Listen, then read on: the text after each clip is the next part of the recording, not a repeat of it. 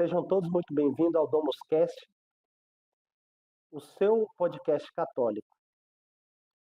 Eu me chamo Wesley Paulo, sou missionário na comunidade Canção Nova, sou psicanalista clínico, logoterapeuta, sou casado, pai de 3 lindas crianças, sou autor do livro A Linguagem da Cruz também, que foi publicado ano passado pela editora Canção Nova. Hoje eu tenho a grata satisfação de receber e acolher aqui o Otávio de Jesus, que vem falar um pouco da sua vida. Ele que é terapeuta, filósofo e terapeuta também na profissão dele. E vamos bater esse papo para saber um pouco mais da vida dele. Tudo bem, Otávio? Boa noite, Wesley. Boa noite a vocês que acompanham aqui o Domus Cast. Vamos conversar bastante hoje aqui sobre tudo, né? Sobre tudo, sobre o que vier de assunto aí a gente vai estar conversando. Otávio, conta para nós um pouco, para a gente saber um pouco da sua história, como você se descobriu terapeuta também nesse tempo, nesse período. É, Sou de Fraiburgo, Santa Catarina. Moro hoje em Pinhais, né? Na região metropolitana de Curitiba. Sou casado com a Camila. Tenho 30 anos. Ainda não temos filhos. É, Trabalho hoje como psicoterapeuta. hum, Deixa eu ver o que mais. Filósofo eu acho meio pretencioso, mas depois a gente pode conversar o porquê que eu acho um pouco pretencioso me auto-intitular filósofo. Mas a questão da terapia, do atendimento psicoterapêutico, assim, eu sempre gostei de escutar os outros, assim, de escutar as pessoas. Daí vem o fato de eu já estar estudando a psicologia atomista há 8 anos, 7, 8 anos. Então, já estudo há um bom tempo. E aí, né, quando eu comecei a pensar numa profissão, né, após um longo período, uma abertura, nunca tive problema, perseguição por ser católico na família, nada, né. É, Nunca passei fome, nunca passei necessidades, dificuldades dessa ordem, muito pelo contrário. Então, assim, dizer que eu passei por inúmeras dificuldades, não, eu passei por algumas depois de mais velho, mas, sobretudo, né, após, após já a vida adulta, na adolescência tal. E aí, assim, a minha principal dificuldade aí, você vai me entender que é uma dicotomia que a gente vive, que é uma dinâmica, de certo modo, do cuidador ferido. E que é fundamental no sentido, tem uma grande, não diria fundamental, erro a palavra aí, mas tem uma grande importância e é uma tônica, de certo modo, que muitos dos psicólogos, terapeutas, psicoterapeutas, eles passaram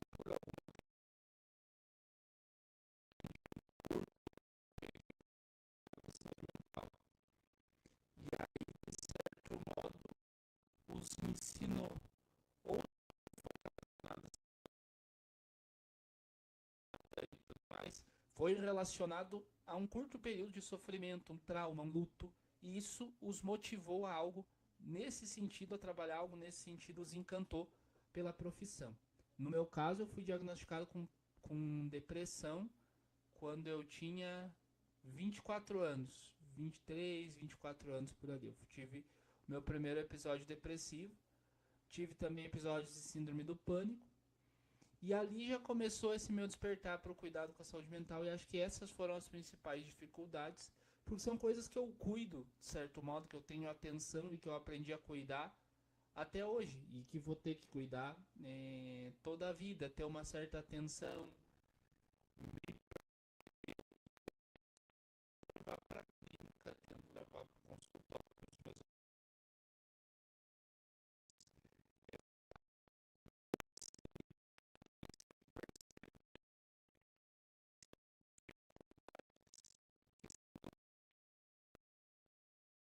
doenças mais ou menos, né, todos, de certo modo, estão propensos a passar, né? O terapeuta também sofre com os males da doença mental. É aquele negócio, o pessoal não fala que às vezes que os psiquiatras têm cara de louco, né?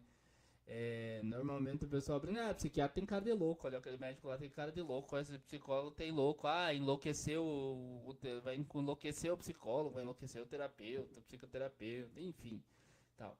Eu acho que também porque é gente normal, né?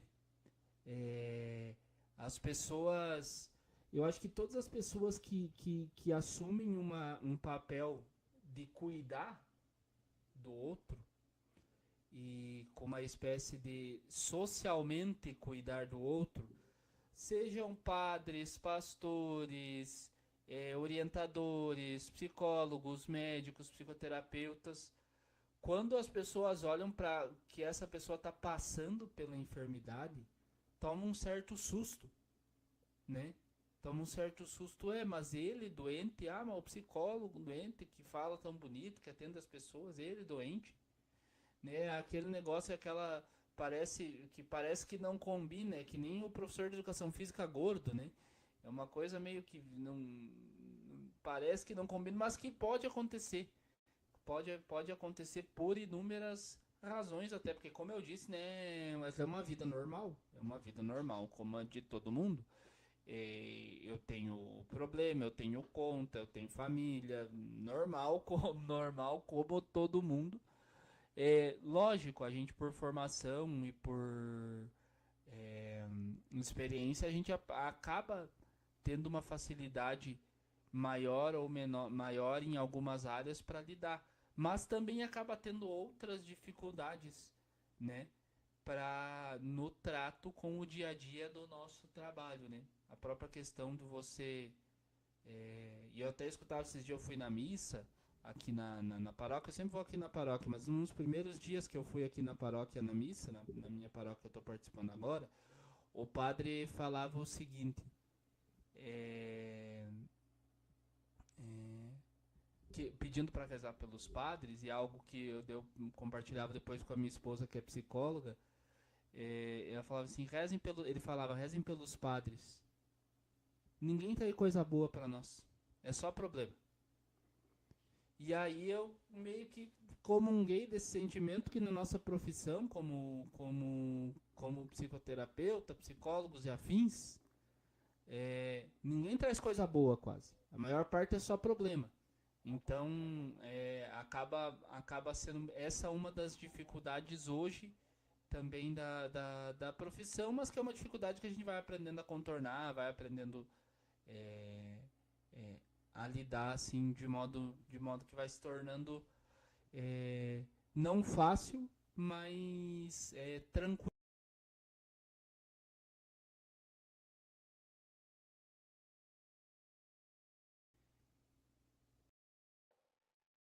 Eu pergunto isso porque há uns 4 anos atrás, mais ou menos, eu também passei por isso, né? Eu tive crises de pânico, né? Várias vezes, né? Crise de ansiedade também. E eu acabei que eu era bem ascético nessa questão de passar pelo psiquiatra, de tomar medicação, mas acabei que eu busquei ajuda profissional e tomei remédio durante uns 2 anos. Mas o que me ajudou muito foi a busca de um psicólogo, que também começou a me auxiliar, me aconselhar, dizer o que eu precisava fazer, o que eu estava fazendo de errado. Agora eu quero fazer uma pergunta também. Qual a diferença entre a psicologia tomista das demais psicologias? A diferença também da psicanálise? Qual seria a abordagem que leva a ser diferente a psicologia atomista? Vamos lá, então. O que dizer que ela é diferente de todas as outras, num grau assim que quase como colocando melhor ou pior, eu acho um pouco complexo, né? Porque eu acredito que em boa parte das correntes existem ferramentas boas e salutares. Por exemplo, eu sou crítico da psicanálise, mas boa parte da minha formação, meio de modo que por osmose, ela vem da psicanálise, porque um padre que exerceu muita influência na minha formação, ele tem essa afinidade com a psicanálise, e muitas das coisas que eu sei e que eu aprendi sobre essa parte de formação humana foi com ele, e aí vem disso. Mas assim, ó, eu acho que a principal desmistificação que a gente precisa trazer aqui é que a psicologia atomista é uma psicologia católica e que é para católicos, e quando de fato não é verdade. Eu acho que o principal diferencial da psicologia atomista para as correntes da psicologia moderna, sobretudo, é que assim, ó, se você for perguntar, né, Wesley, para um acadêmico de psicologia, me diga aí o que você aprendeu na faculdade sobre o que é a alma. Ele não vai saber, porque não se ensina. Porque assim, nós vivemos hoje uma psicologia contemporânea que não ensina o que é alma, por exemplo. E esse é o primordial da psicologia atomista, a definição de alma. Como Tomás de Aquino, como a gente costuma dizer, pegou Aristóteles e colocou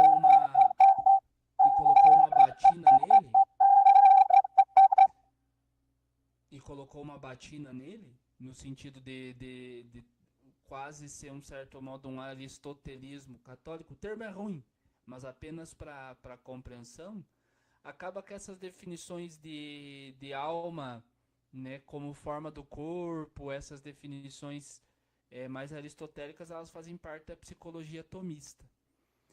A psicologia atomista, eu acho que o principal objetivo dela, ela vem de uma espécie de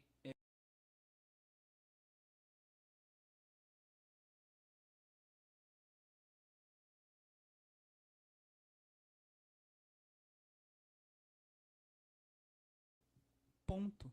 Aí vem o principal ponto de diferença. Porque para muitas outras, para a grande maioria das outras correntes de psicologia contemporânea, a virtude nem existe. A virtude nem existe. O você ser bom em algo e ter algumas virtudes que são necessárias para a tua vida, isso não chega a ser nenhuma cogitação. Então, mas entrando nessa seara, fazendo uma pergunta, é, o paciente que chega, que ele não tem ciência do que seria virtudes e vícios, como que lida isso dentro do consultório para que não seja uma abordagem falando somente de virtudes ou de vício, né? Porque muitas vezes a pessoa vai caracterizar isso como algo religioso, né? Dentro do set analítico também. E como que você aborda a pessoa para ela direcionar para para as virtudes? Olha, aí é bem interessante porque assim, né, na psicologia atomista, é, a gente usa, né, tecnicamente falando, para fins de prática terapêutica clínica, alguns nomes que não são os nomes que a gente usa na teoria. Por exemplo, a teoria da psicologia atomista, ela fala em paixões. No atendimento, nós tratamos como emoções. Na teoria, se fala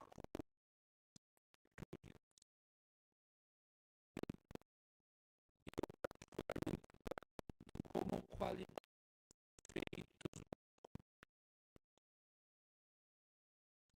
bem apresentando uma tendência a um diagnóstico tal, seja ele de ansiedade, depressão ou qualquer outra situação, vem tratando um comportamento que acaba sendo patológico, comportamento que não é patológico, então vem muito nesse sentido. O que não se consegue separar é que assim, ó, para a psicologia tomista é necessário uma noção mínima, um pino central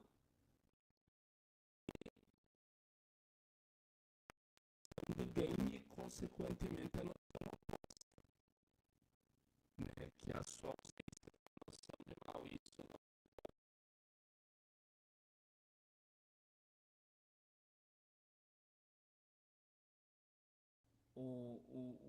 O espaço terapêutico não é um lugar de julgamentos morais. Na psicologia atomista, a gente olha de um modo diferente, porque ali fazendo um comparativo com as escolhas da pessoa, a gente consegue orientar para a pessoa perceber se aquilo que ela está fazendo, por exemplo, que pode ser um comportamento vicioso, se aquilo é bom ou ruim, se aquilo faz bem ou faz mal, entende? Então tem muito desse sentido, a gente trata muito nessas terminologias para não falar e não usar termos que acabam podendo ter uma conotação religiosa, sabe? Por mais que, pelo fato de não ser psicólogo, a gente acaba podendo ter uma liberdade um pouquinho maior para que, se o paciente apresentar algum ponto que queira falar sobre religião, a gente consegue discutir. Até pela minha base filosófica eu consigo discutir assim sobre diversos assuntos e diversas coisas nesse sentido. Mas a gente faz essa diferença porque muitos pacientes chegam até nós e eles não fazem ideia de abordagem. A maioria, na verdade, não faz ideia de abordagem, não faz ideia de nada. Então só está com um problema e está buscando a solução. Então é muito por aí, sabe? Quais são as características de uma pessoa que busca uma pessoa que trabalha com a psicologia tomista? Ela já vai sabendo que o terapeuta ele é tomista ou não, ele cai de paraquedas lá e ele vai se identificando com a abordagem. Como que isso acontece, Otávio? Assim, ó, em primeiro lugar, que quem procura exatamente pela psicologia atomista normalmente é católico. Normalmente, não é vida e regra, não é uma regra, mas normalmente é católico porque associa psicologia atomista, Tomás de Aquino, normalmente. Contudo, não quer dizer que uma pessoa, que um ateu, que um budista, sei lá, qualquer outra religião não possa é, fazer terapia com um profissional dessa área. Até porque, assim, em primeiro lugar, porque a gente não usa técnicas apenas, não é, né? Na filosofia a gente costuma dizer, Wesley, a gente estuda um autor, a gente não casa com ele.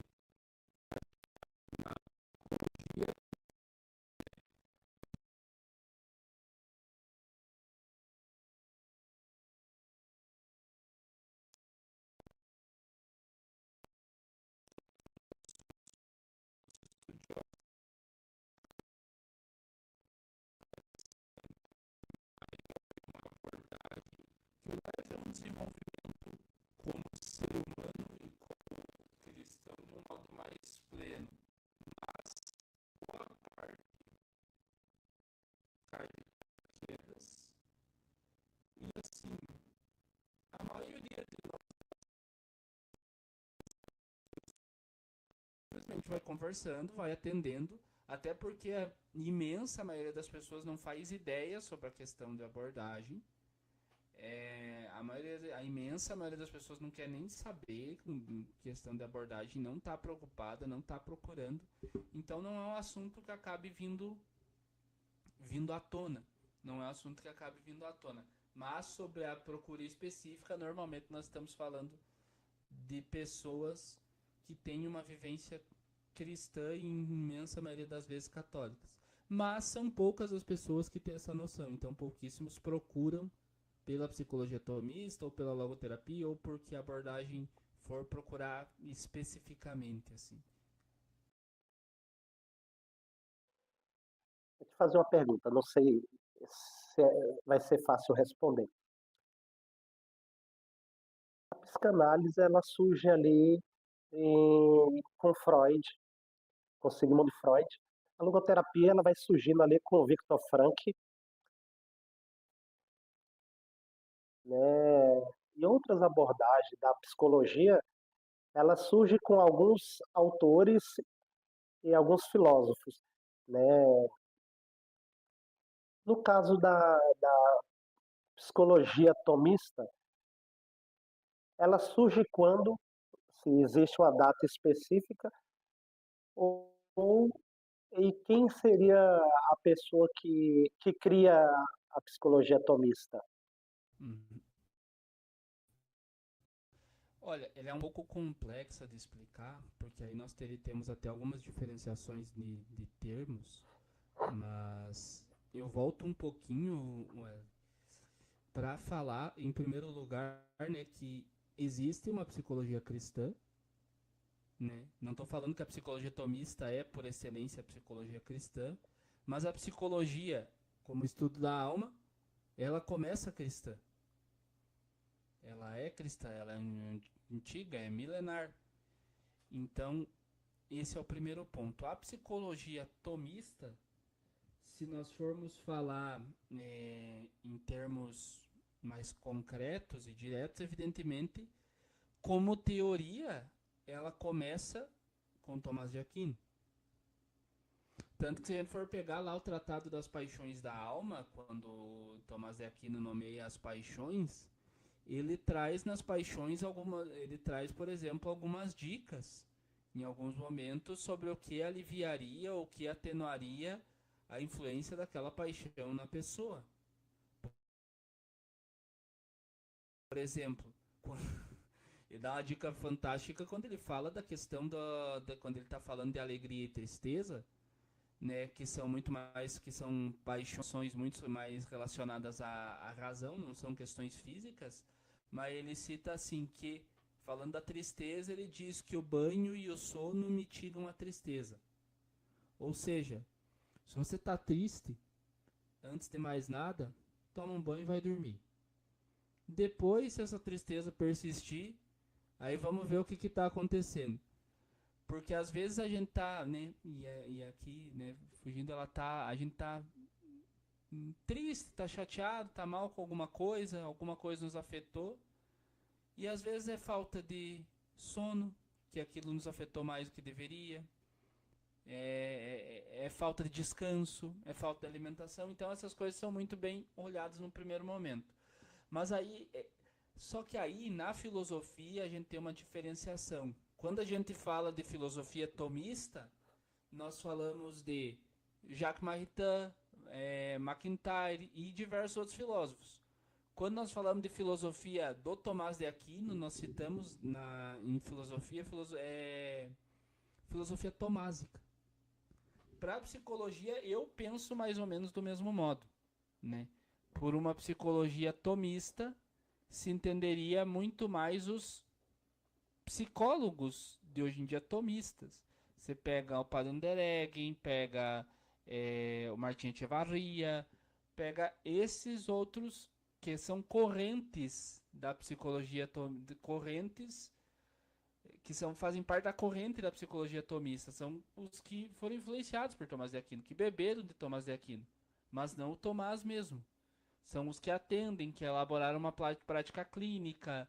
Então, eu acredito que é mais ou menos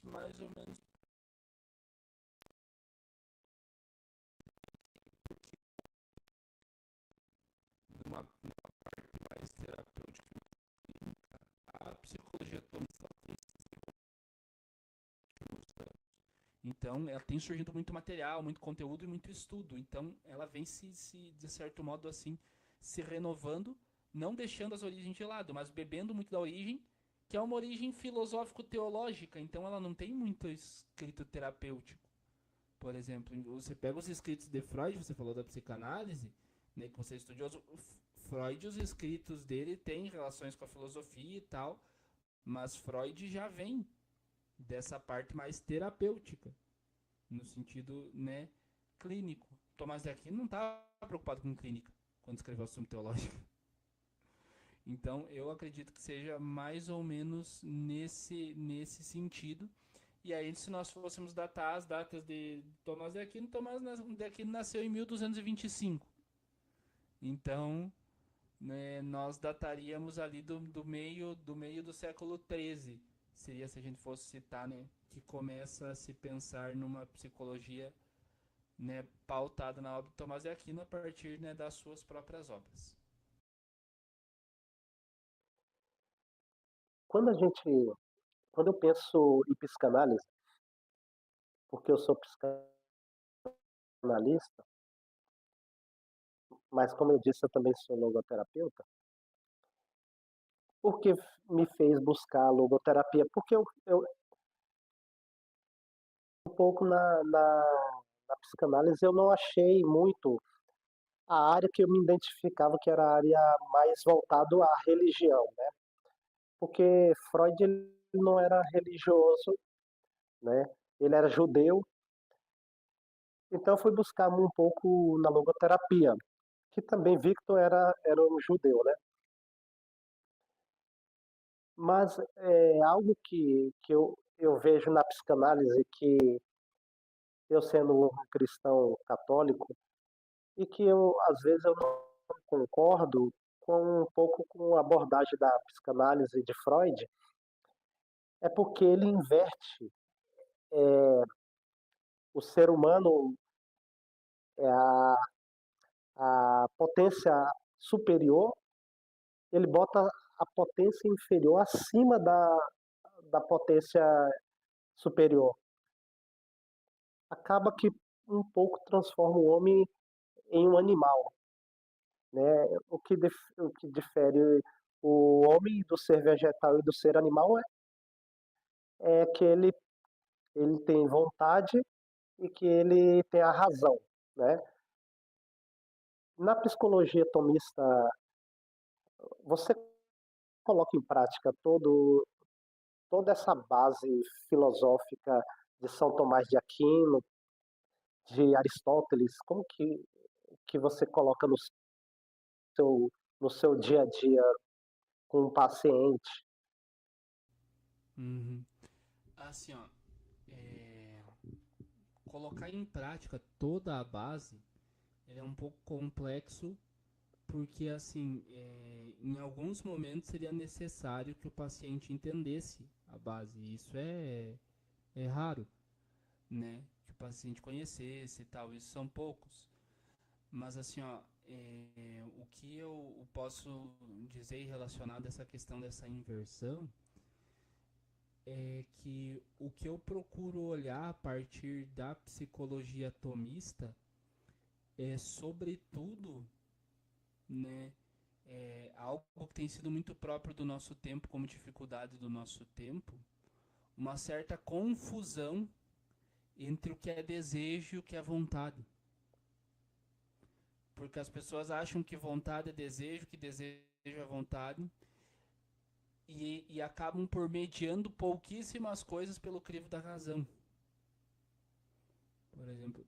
E aí nós vamos ver muitos dos males do nosso tempo, que são, né, as questões, por exemplo, casamentos que não duram, é, projetos, empregos que as pessoas acabam não ficando e troca de um e pula para outro e começa um curso e para e começa um relacionamento e termina e essa fuga das coisas perenes. Por quê? Porque se move pelo desejo. Se move pelo desejo. E o desejo é absolutamente sensorial, né? É absolutamente carne no sentido no sentido mais estrito, né? O desejo ele acaba indo muito por aí. E já a vontade passa pelo crivo da razão. E eu sempre dou um exemplo sobretudo porque, assim, em maior parte eu atendo homens. Eu sempre dou um exemplo assim, né? E que Tomás de Aquino diz na Suma Teológica, que o prazer físico, ele denomina como prazer mesmo, e o prazer do intelecto ele denomina como alegria. A dor física ele nomeia como dor, a dor do intelecto, a dor racional, uma dor, né, que não tem raiz física, ele denomina como tristeza. E aí ele cita de modo muito interessante que assim, onde há prazer físico, pode haver tristeza. Não anula. Onde há dor física, pode haver alegria. Também não anula. E eu cito nesse exemplo do prazer físico para trazer, por exemplo, a pessoa, né? E como eu atendo em boa parte homens, né? Eu trago, por exemplo, a pessoa o homem que trai a esposa e no meio desse processo, durante a traição, durante o ato de trair, ele se arrepende. Ele pode estar sentindo um prazer físico, mas uma dor interior, porque puta, não era, não devia estar fazendo isso, putz, que cagado, que, sabe? Então, essa situação. E aí eu cito nesses exemplos e nessa questão da psicologia tomista e como o Tomás era muito prático, a psicologia tomista nos ajuda muito com os pacientes a dar nome aos bois. A dar nome aos bois. A, a, dentro dessa base das emoções e das paixões, das paixões ajudar a pessoa a dar nome ao que ela está sentindo e ao que está acontecendo com ela.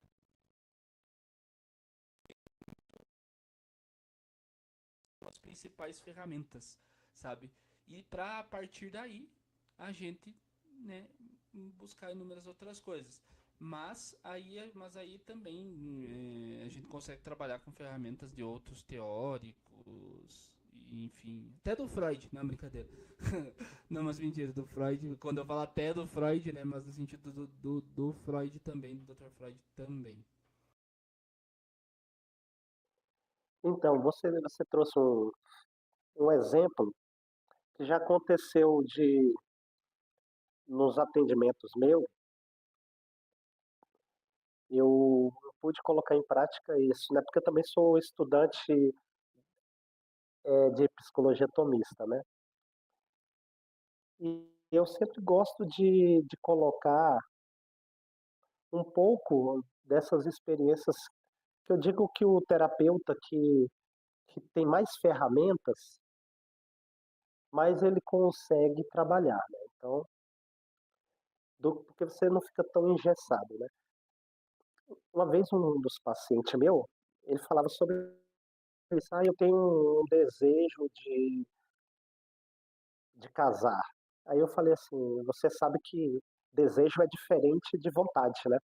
Eu falei assim, imagine você com desejo de comer uma feijoada.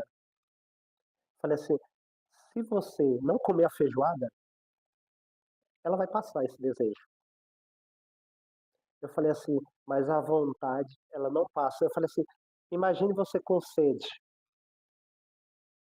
Se você não beber água, ela vai insistir até você tomar água ou você vai morrer. A vontade é assim na nossa vida.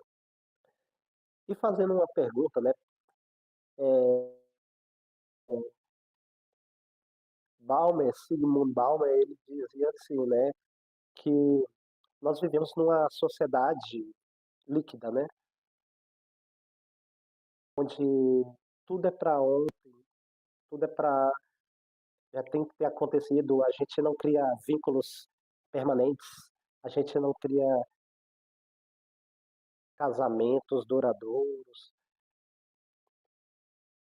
No, Na psicologia atomista você encontra muito dessas pessoas que chegam para ser atendida, aí eu vou dizer, até mesmo padres religiosos, que já entendem um pouco o que é a virtude, entendem o que é um pouco o vício. Você consegue falar mais abertamente sobre isso ou não? Ou você não usa as ferramentas da psicologia atomista, mesmo sendo religiosos? Uso, uso. E assim, ó, depende muito de cada quadro, sabe? De cada situação que a gente consegue ou não consegue usar. É, os padres, os religiosos em si, eles têm mais facilidades para entender, mas por outro lado, né, mesmo os padres, as religiosas, os religiosos, eles vêm de uma formação totalmente modernista, totalmente a formação católica dentro dos institutos, ela já passa por uma dificuldade, por uma certa mundanização. Você imagina, isso já é uma dificuldade. Mas aí nós temos um ponto a mais, que são pessoas que estavam aqui, que foram educadas no mundo, como a gente costuma, né, dizer, foram educados aqui fora, viveram aqui fora. Então, é aquele negócio, né, do velho Adão que grita a porta o tempo todo. Então a pessoa acaba passando por uma série de dificuldades e às vezes assim não se toca, não no sentido pejorativo aqui, mas no sentido que não percebe que são as velhas armadilhas, gritando, no sentido dos velhos condicionamentos, gritando, né? O homem velho gritando no homem novo. Então, aí a gente consegue usar muitas das ferramentas da psicologia atomista para dar nome às coisas e para ajudar a pessoa a dar nome às coisas.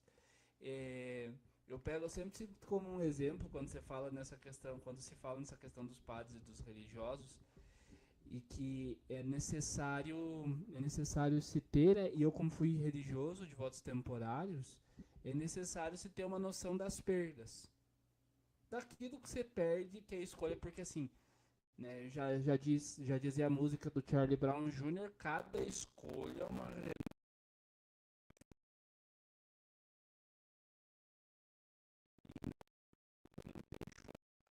Eu sempre cito como exemplo.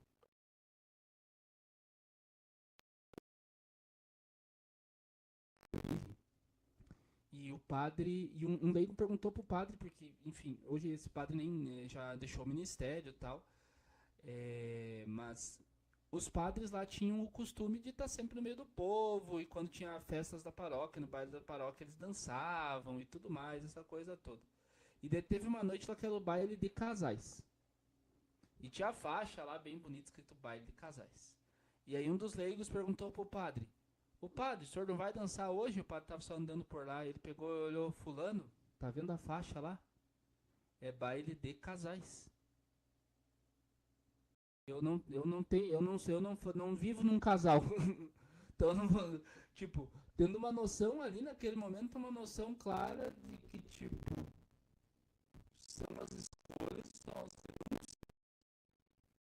que precisa fazer perder-se outras. E assim é a nossa vida. Então, esses são casos em que a psicologia atomista se aplica muito bem e ela consegue se aplicando em muitas outras situações, até em situações bem patológicas, porque às vezes é muito uma questão da pessoa recobrar o sentido, da pessoa recobrar o sentido e conseguir e trazer a pessoa à realidade num sentido de uma compreensão, no sentido de uma compreensão assim, de uma percepção real daquilo que ela está passando, daquilo que ela está vivendo. É a famosa história, né, da mulher que entra no consultório do psicólogo, ofegante e tal, e pega e diz: doutor, eu tô desesperada. E daí ela diz pro doutor, daí o doutor pergunta: sente, minha filha, por que você está desesperada? Ah, eu estava vindo pra cá e eu estava dirigindo e eu quebrei, e acabou que eu enrosquei minha mão no volante e eu quebrei a unha. E aí o psicólogo profissional faz a seguinte pergunta: quebrar a unha fez você perder a esperança? que seria o desespero, né? Porque ela disse, eu estou desesperada. Não, então, o que ela estava sentindo não era desespero. Você perdeu a esperança por ter quebrado uma unha? Não, então não era desespero aquilo que ela estava sentindo. É uma outra coisa. E aí é nessas coisas que moram muito das patologias e das disfuncionalidades à luz da psicologia tomista.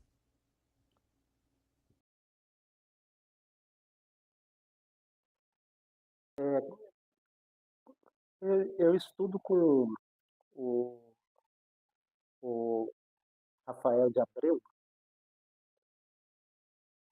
Ele tem um curso chamado Vícios e Virtudes. Eu acho interessante que eu fiz um final de semana também de um curso que ele fez rapidinho, só de um sábado, e ele foi trazendo alguns casos, e ele foi colocando alguns casos que eu achei interessante a forma que ele foi abordando e que me abriu a visão, né? Ele falava assim que a grande maioria dos atendimentos que ele faz, no fundo, existe um vício atrás daquela doença, né? Então, a doença é só um sintoma, mas o vício, ele tá bem profundo. Aí ele falava assim que dava um exemplo que uma mulher trabalhava numa multinacional e que só ela fazia, só ela realizava, e se ela não tivesse, as coisas não aconteciam, mas ela não conseguia mais dormir, ela estava vivendo com ansiedade, estava vivendo com um pouco de pânico. E ele foi trazendo, não que ele falou para ela, mas ele falou assim, essa mulher ela não sofre só do pânico, só da ansiedade. Ela, no fundo, ela existe uma soberba, o vício da soberba, que é só ela pode, só ela realiza, só ela faz, só ela é capaz. E ele foi trazendo vários, ele falando assim, que a maioria das patologias, o fundo dessas patologias existem vícios. Isso você confirma nos seus atendimentos? Você pode dar algum exemplo de atendimentos que você teve, que você percebeu isso? Hum. Olha, eu de certo modo confirmo, sim, né?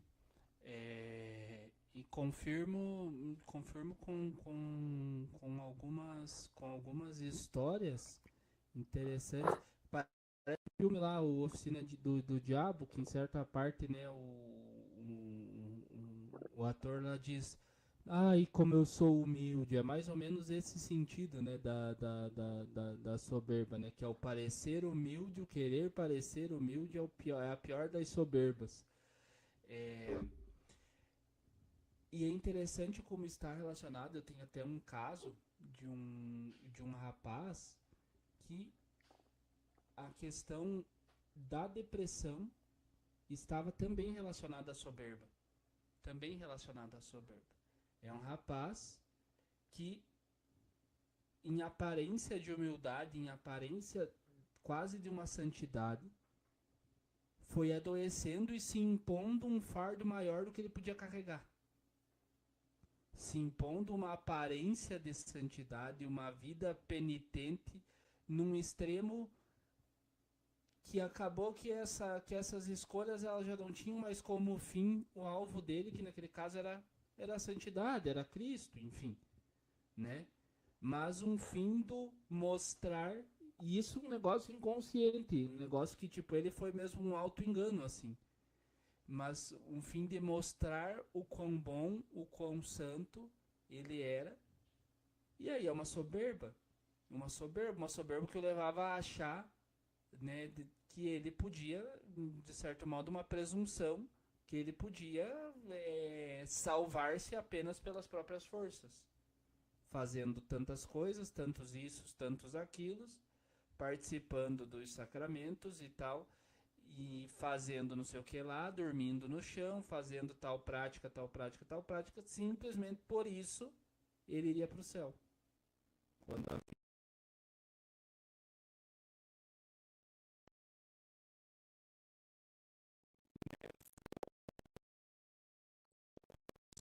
humildade,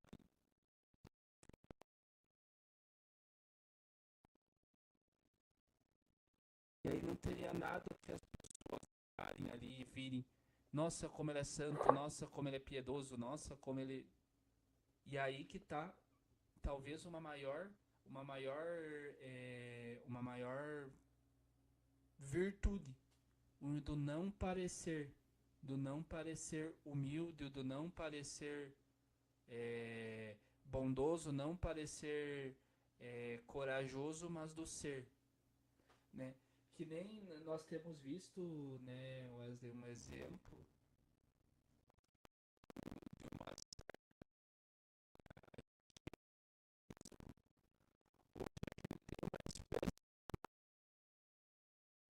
que parece que se o cara não fizer academia e não for trincadão, né, musculoso, não fumar charuto, não ter uma espécie de condutas X, não for o alfa, como dizem, o cara não lutar, não der tiro, o cara não é homem.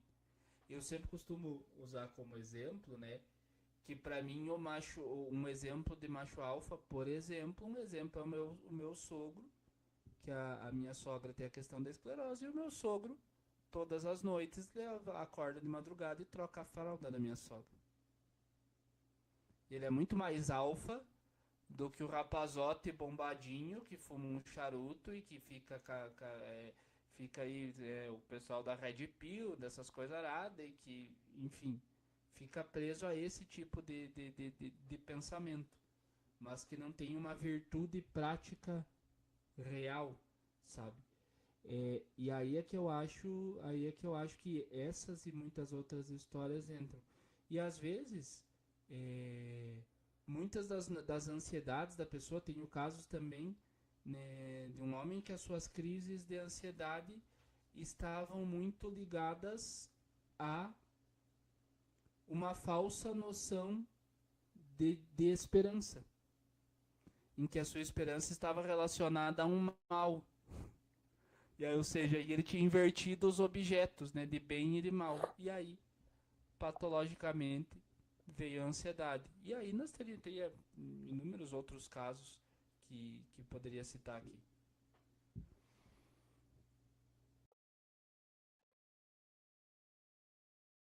Hoje eu falo isso aqui, a grande dificuldade nos atendimentos, pelo menos nos meus,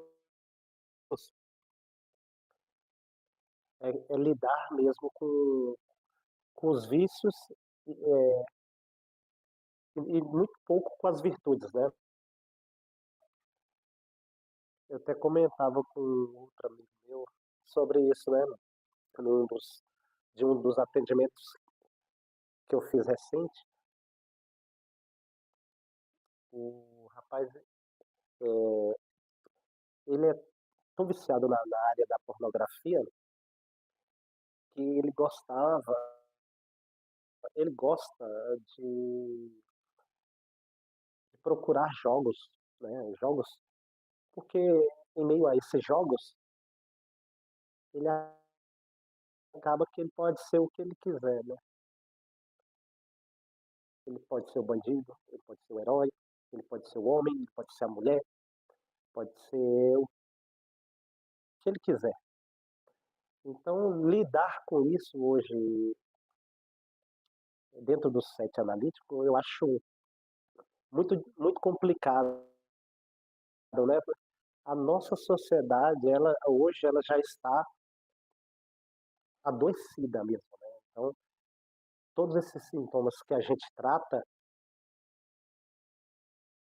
é uma falta mesmo, é um vazio existencial, né? Assim, e agora, pensando nos âmbitos das virtudes, como que a gente faz para que as pessoas acreditem É porque nem mesmo o paciente ele se vê virtuoso, ou ele não sabe quais são as virtudes que ele tem. Se você perguntar, você, você é virtuoso em quê? Ele não sabe. Dentro da abordagem da psicologia tomista, eu imagino que você vai se deparando muito com vícios e virtudes, né? Então, talvez o tema que eu propus para você, e eu quero até mesmo que você responda, já indo para o final da nossa live, a psicologia tomista, ela veio para ficar ou ela é mais uma abordagem que apareceu? Uhum. Que eu acho que é assim, ó, eu acho que ela tem um certo caráter perene, porque, sobretudo pelo estudo, um enfoque diferenciado, muito relacionado à questão da alma, que acaba que não se dá importância, ao mesmo modo que o mundo e que a sociedade tem essa necessidade, né, de uma profundidade maior. As correntes de psicologia também apresentam e apresentavam uma necessidade de profundidade maior, visto que muitas vezes a gente percebe, na verdade, em tudo, em boa parte das coisas da humanidade, a gente percebe uma decadência de qualidade, seja da qualidade dos profissionais de psicologia, qualidade dos professores, qualidade dos estudantes, qualidade dos trabalhadores, qualidade das diversas áreas tem caído. Muito porque falta de profundidade e por uma certa negação daquilo que é raiz no ser humano e de coisas que, por exemplo, deixaram de ser consideradas ciência, né, o mito da ciência moderna, e que passa a ignorar saberes que são antigos, que foram produzidos pela humanidade e que também são ciência, mas como não foram produzidos naquele escopo de método científico, né, moderno, não servem. Então, a psicologia tomista, eu acredito que ela não só já está aí há muito tempo, só, né, não se via, não se olhava dessa forma, por esse espectro, mas ela vai ocupando um lugar de modo silencioso e de modo tímido, porque a necessidade de profundidade ela se faz cada vez mais presente. É a necessidade, por exemplo, eu atendo online hoje, muito mais por condição momentânea, mas a necessidade do atendimento presencial, porque ele te traz uma profundidade maior, ela é intrínseca, assim, ela é intrínseca. A necessidade de relações mais profundas, de conversas mais profundas, ou seja, uma necessidade de profundidade geral, ela faz com que a psicologia atomista ela ela vá ganhando aos poucos o seu lugar e ela tem se expandido em meio aos profissionais, porque os profissionais não têm encontrado mais ferramentas para lidar com questões muito mais profundas, apenas com questões mais rasas, no sentido básicas ou até num sentido patológicas, mas que são um pouco mais práticas do que filosóficas, do que psicológicas no sentido mais profundo, né? Então, aí que acaba que a psicologia atomista, eu acho que ela vai ganhando cada vez mais espaço e vai permanecendo e se tornando. Mas para entrar na academia, eu acho difícil, talvez nunca entre.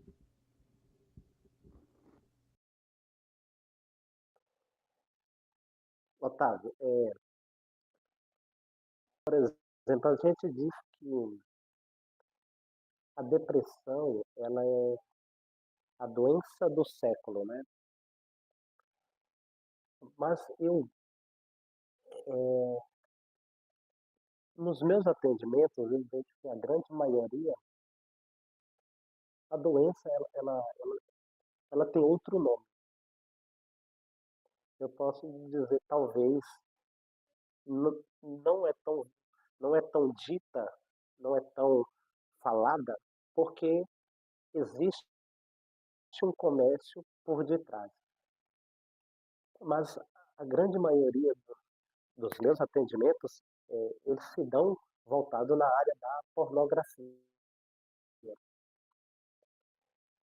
É um vício, né? Então, é um vício.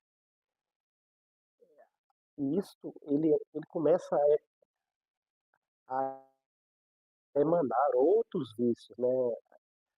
Começa a deixar as pessoas ansiosas, começa a deixar as pessoas tristes, até o ponto de chegar à depressão. Na sua clínica, nos seus atendimentos, você percebe isso também? Ou, a prevalência mesmo é, seria a depressão e a ansiedade? É, a depressão e a ansiedade, elas não vêm do nada, né? Então, assim, e eu não diria só a pornografia no sentido estrito do termo, em que a gente imagina que é o cidadão ou a cidadã que consome os vídeos, os conteúdos ali na palma da mão no seu celular. Mas eu digo que, assim, isso vem de muitos anos, isso vem de muitos anos, com uma certa, né, e notória hipersexualização de tudo. É, está na música, está no cinema, está nas novelas, está na televisão, está na literatura. E aí isso acabou gerando e moldando um modo de se comportar que foi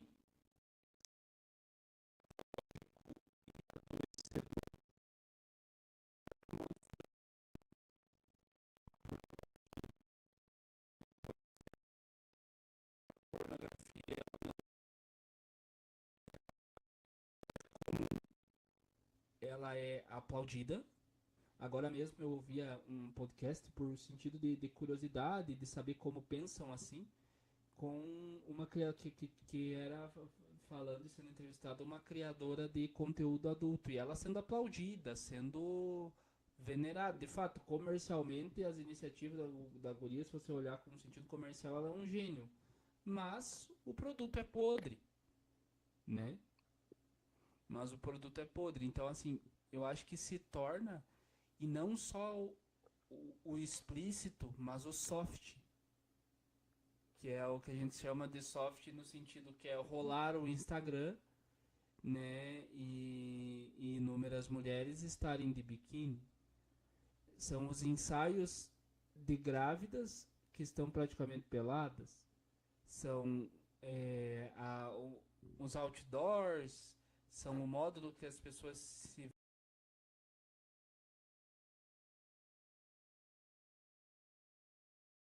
O próprio biquíni na praia, né? Sim, o próprio biquíni na praia, por exemplo, é, e assim foi se tornando cada vez mais explícito. De certo modo que se tornou comum. E aí e isso tá cada vez mais adoecedor porque daí foi moldando um modo de comportar-se, né? Foi moldando homens e mulheres que querem reproduzir o que vem na pornografia com seus parceiros e parceiras, esposos, mulheres, enfim. Então tem toda uma situação que vai sendo um desdobramento e até um certo modo e vai moldando o modo de comportar-se, o modo de pensar, o modo de ver. Se olha, muitas vezes, né, se olha para o outro como um pedaço de carne, num certo sentido, uma conotação em tudo, parece que existe uma conotação sexual. E isso é o mais adoecedor, porque aquilo ali não foi feito para ser visto. Foi feito para ser vivido dentro de uma ordem, mas foi feito para ser vivido, não para ser visto. Então, aí é que eu acho que encontra a patologia e aí vai gerar depressão, vai gerar ansiedade. Mas aí eu acho que se cita a depressão como mal do século por causa dos inúmeros fatores que a geram, né? E é sobretudo uma perca de sentido, né? E aqui posso falar que na minha opinião é um abandono da verdade. É um abandono e fuga da verdade, que nada mais é que Deus, né? Aquela crença que Deus morreu, até podemos dizer por Nietzsche, né? Que Deus está vivo, mas que ele morreu pobre, sifilítico e quase louco, né? Então, mas Deus continua vivo.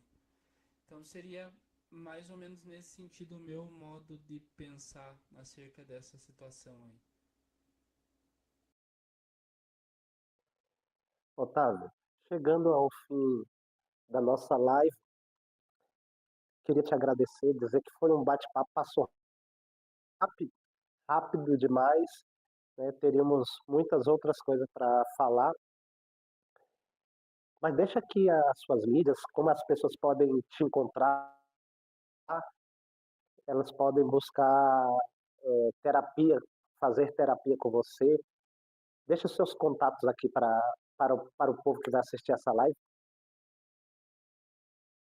Então eu agradeço, em primeiro lugar, eu que agradeço, Wesley, pelo convite, né, pelo espaço aí de estarmos conversando é, sobre a psicologia atomista, um tema tão, tão, tão recorrente.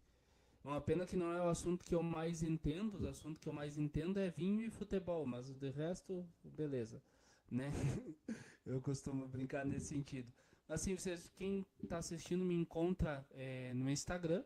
Lá tem o link para estar agendando atendimento, entrando em contato comigo, né? Comigo e com a minha esposa aqui via WhatsApp, agendando atendimento. É o @OtávioHCJesus. Só procurar lá no Instagram, vai estar dando a disponibilidade para estar seguindo também e para estar entrando em contato com a gente por lá. E é um processo que vale muito a pena. O processo terapêutico sempre vale a pena. Tem um comunicador que acompanha que ele diz assim: se o dia que eu for presidente do Brasil, acho que ele nunca vai ser, nem tem intenção, mas ele falou: se ele fosse presidente do Brasil, ele instituiria a Bolsa Terapia. Que daí nós faríamos um país melhor só com as pessoas fazendo terapia. Eu também, de certo modo concordo. Mas é isso. Obrigado, obrigado mesmo de coração aí, Wesley. Deus abençoe. Eu que agradeço, viu? Obrigado, fica com Deus. Um abraço. Tchau.